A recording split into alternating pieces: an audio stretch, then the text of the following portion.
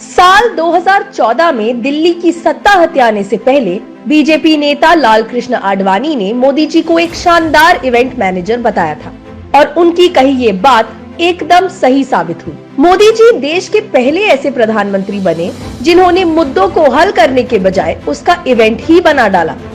नोटबंदी से लेकर लॉकडाउन तक और महंगाई से लेकर मणिपुर तक, जब भी जनता ने उनसे सवाल पूछे तो वो या तो कोई विदेशी इवेंट ज्वाइन करने निकल गए या फिर देश में ही इवेंट करवाकर उनका ध्यान भटकाने में लग गए। लेकिन हम आपको अब उनकी इवेंट बाजी का शिकार नहीं होने देंगे। हम आपको बताएंगे कि मोदी जी के बीते 9 सालों के कार्यकाल के वो 5 मुद्दे जिनसे जनता पर परेशानियों का पहाड़ टूट पड़ा, लेकिन मोदी जी अपनी इवेंट बाजी में मस्त रहे। पहला मुद्दा, महंगाई। मोदी जी ने जनता को अच्छे दिन के सुनहरे सपने दिखाकर दिल्ली की सत्ता हथियाई थी, लेकिन असल में उनके गद्दी पर काबिज होते ही जनता के बुरे दिन शुरू हो गए। महंगाई ने अपने सारे रिकॉर्ड तोड़ दिए हैं। कांग्रेस के कार्यकाल के वक्त जहां मात्र 20 रुपए में प्याज, टमाटर और आलू आराम से मिल जाता था, आज 20 रुपए में उसे एक सब्जी भी नसीब नहीं हो पा रही है। सब्जी विक्रेता भी अब किलो नहीं पाव का हिसाब ग्राहक को बता रहे हैं।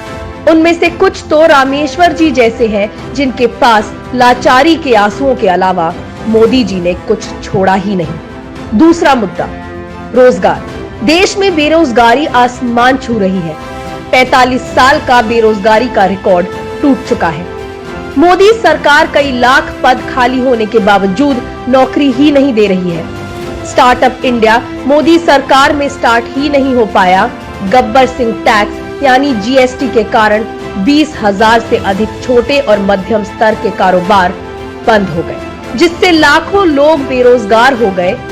जीएसटी लागू होने के बाद कारोबारियों की आत्महत्याओं की खबर से अखबार भरने लगे, मगर सरकार इवेंट करती रही और कहती रही देश में सब चंगा सी।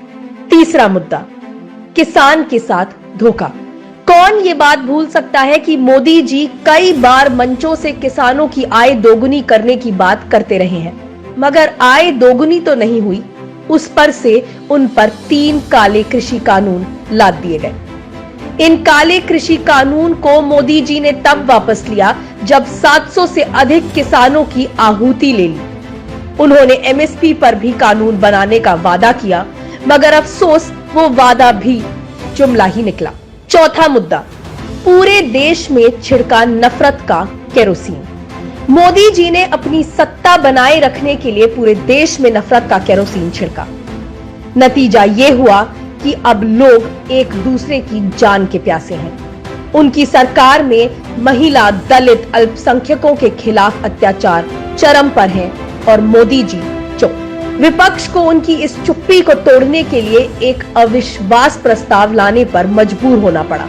मोदी जी मणिपुर पर मौन, हरियाणा हिंसा पर खामोश, पहलवान बेटियों पर हुए अत्याचारों पर मौन।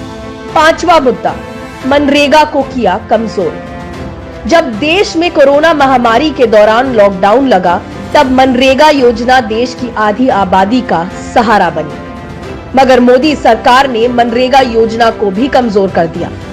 यही नहीं, मजदूरों से काम करवा लिया जा रहा है और उनको पैसा नहीं मिल रहा।